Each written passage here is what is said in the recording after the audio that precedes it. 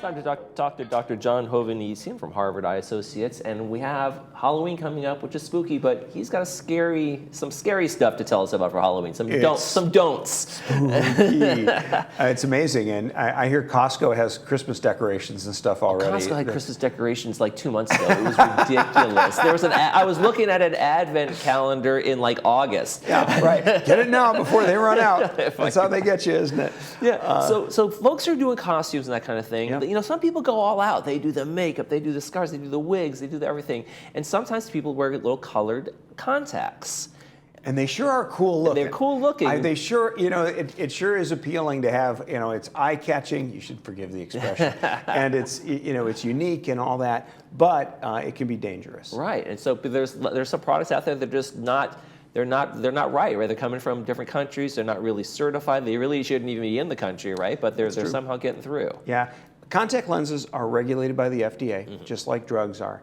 And they're supposed to be approved products. And that means that they meet certain safety criteria for what's in the package with the lens, what chemicals can be in there, and labeling in terms of how you wear them.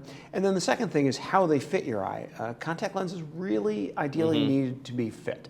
Our eyes are not all created equal, and not all contact lenses fit well. And a poorly fitting contact lens can do a lot of harm to the eye. Right. So the first danger is contacts that are not FDA approved, and unfortunately you can find them online, you can find them in beauty parlors and drugstores and any number of places where you may not know. You'd assume that they'd have products that are FDA approved, but they're not. Right, so they're kind of working around whatever it is, and there's some maybe shady vendors out there that are selling these to retailers and folks and they just don't know maybe. Yeah, or they just don't know that what they're selling is dangerous. Some studies on these types of lenses, this is real, the danger that they have. Some of them had chlorine in them, and even after rinsing those contacts with contact lens solution, they still were releasing chlorine into the eye. Why in the world would you put chlorine into a contact lens solution when chlorine is the most irritant thing that can do to your eyes? I mean, this is a great question. I mean, chlorine is a great disinfectant, so what you won't have in there is bacteria and viruses, but what you will have in there is chlorine. And even rinsing it, a contact lens is really just a tiny little transparent sponge. And it soaks up everything that it's, absorbs, touches, and that includes whatever's in the vial with it, but also bacteria that are on your eye. And contact lenses, when on your eye, they provide this nice, comfortable, smooth, wet coating, so you don't feel discomfort when infections or injuries are happening underneath. And that happens commonly with these. Right, and so like a sponge, there's going to be some seepage when you put it in your eye, and that chlorine's coming out. What kind of damage can direct contact with chlorine do to your eyes? Sadly, like any chemical injury, chlorine can destroy the surface of the eye. It can blind you effectively and permanently. It's a very hard type of blindness to fix. We can't even do successful corneal transplants for people who have chemical injuries. Now, I'm not aware whether that has happened, but certainly there have been injuries from these lenses. A lot of them have patterns that are in them, so it looks like a tiger eye or it looks like a cat's eye.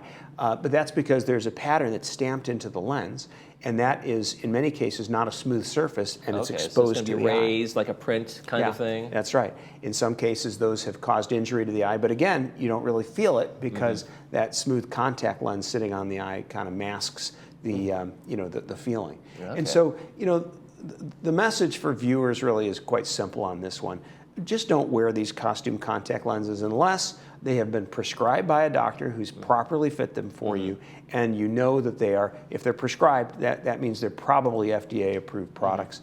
Don't just go into a hardware store, a grocery store, beauty parlor, wherever, hairdresser, where they sell these and say, oh, that looks like fun. I'm going to stick that in my eye. It sounds like a bad common sense, and it is. Now, have you ordered people color? I mean, I assume some people, hey, I want to have blue eyes this week or something. But have you ever ordered Halloween type or fun type? Yeah, there are. The legitimate vendors of contact lenses absolutely do have some of these costume lenses that are, FDA approved, proven safe, reasonable to use, and our doctors who prescribe contacts, yeah, sure, you bet. It's and even if you don't need glasses or contacts, you can, for vision, you can wear one for costume purposes. So they're not categorically a bad idea. It's just the ones that are not regulated are a bad idea. Yeah, that's the genuine hazard there, right? So watch out for that. Make sure that it's FDA approved. Go to your vision doctor and make sure these things are happening well. Exactly. So what are some of the things that people do this time of year? Is there a season for going to the eye doctor, or is it just kind of my annual checkup, or is it, when the winter or the more sunny days, or what is kind of like, what do you have this time of year? Well, so it's a great question. Any time of year is a good time to go. What's important is that you go, and certainly people over 40, it's recommended that annually that you have an eye exam, even if you don't wear glasses or contacts, even if you're not having eye problems, because there are silent thieves of sight that happen, diseases like glaucoma that have no symptoms at all, that are really important to pick up. One thing to think about, a thorough eye exam often involves dilating the eyes. That's putting in eye drops that make the pupil big, and that does make your vision a bit blurry for a number of hours. If you're concerned about that, bring someone to drive you home or take an Uber. If it's during the sunniest part of the day, that may be more irritating because your eyes are going to be bothered by brighter light, so doing it a little bit later. Dark, it's also difficult to drive in the dark with your eyes dilated, so just because the focus is not as good as normal. So maybe toward the end of the workday is a good time if that seems more comfortable to you. Dilate me on the winter solstice when it's nice and dark. I have early Shortest day of sunset. the year. Yeah, it's coming. Feels like it's here already, doesn't it? The days have gotten shorter.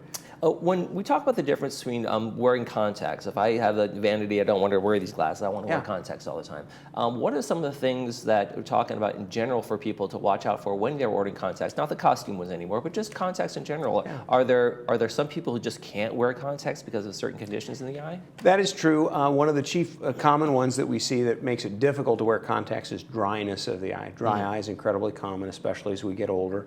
And there are ways that we can help folks with dry eye to tolerate their contact lenses better, things like punctal plugs and other treatments that are simple things that can really work. Another warning for people who wear contacts, never wear them overnight. One thing that you do when you wear your contacts overnight is you increase by 20 times the risk that you will develop a potentially blinding infection in the eye. Oh, but I remember, maybe I haven't seen this in a long time, but I remember there were contacts that came out that you wear them all the time. You wear them for a day or 48 hours, a month Yeah, or approved whatever. out to a month, you're right. There were lenses approved for that type of use, and they're just not a great idea. You're talking to the guy who does the corneal transplant for people who develop those infections, and I would never let my kids or my loved one. In fact, it's a funny part about my relationship with my wife. When we were first dating, she was wearing those type of contacts and would wear them for 2 weeks at a time. And I said, "I'm sorry, I can't date you if you're wearing these lenses overnight. I just can't do it." Deal breaker. And so, thankfully, she chose me over the contact lenses. Eventually, how close was the call? It was. I don't think she's ever quite told me that. But a couple years later, we did LASIK, and she's never worn contacts since. Still has better vision even than I do, and I'm 20/20. So there you go. That was 25 years ago. So in the different kinds of contacts, there's the disposable, you throw it every day, there's the longer term ones. Are there differences that you prescribe? Do you see people going in different directions, and why have the differences? Yeah, it's very individual. So contact lenses do come in daily disposable varieties where just like the name implies, and particularly for people who have eyes that are more dry or who have allergies, that's a nice solution. It's also convenient. You don't have to put them in solution and store them, and when you travel, you just toss them out at the end of the day. And we always tell folks, anytime you've got irritation in your eye with a contact lens, get it out of your eye, because if you're feeling it, it's probably worse than you think, because that contact is masking. Yeah, the irritation is telling you something. Yeah, so there are contacts that are made for people with astigmatism, contacts that are multifocal, so you can see far and near, kind of like your multifocal glasses or your bifocals or progressives that people wear. There are a whole variety of them. A good eye doctor who understands all this technology helps you find a match for what your lifestyle is. It's great if you're going to the doctor for contacts or glasses, bring in the reading material that you commonly use. Or if you like to knit, bring in your knitting and hold it, show the doctor, I hold it here when I do this. Demonstrate, because then they can give you a pair of glasses or contacts that are made to help you see right at that range, make you more comfortable for all those hours you spend doing the things you like to do. And so your doctor is your partner, and there to help you find a solution that's comfortable, safe, and will keep you seeing well for years. Okay, here's just an interested question. I'm interested. if I have contacts and I wear bifocals, how do you make the contact make sure the bifocal stays on the bottom the whole time? Doesn't it just kind of swirl around in my eyes? Great question. Sometimes? So there are some contacts that work that way, where as your eye looks down, you look through the lower part of the lens. They have what's called a ballast, which makes that part of the lens stay in position. We do that also with astigmatism correcting contacts in some case, so that there's a little ballast so that it stays lower. Some contacts, though, it doesn't matter how it rotates because they're multifocal because of concentric rings in the lens that help focus differently. It turns out as you look up close, your pupil gets a little bit smaller, and that means that you're focusing through a slightly different part of the contact, and so that can be focused for near vision. We use the same concept for a lot of the multifocal implant lenses that we use that help people see through a range of distance. Cool technology, isn't it? What an amazing world we live in. Smart engineers figure this stuff out. Dr. John Hovannisian from Harvard Eye Associates. If you're thinking about contacts, eye exams in general, whatever it might be, they're there for you. Thanks a lot. And don't buy costume jewelry contacts. If you can take away one thing from today's conversation. Don't let your loved ones do it. Thanks a lot. Thanks for joining us. Thank you. You're watching This Day. We'll be right back.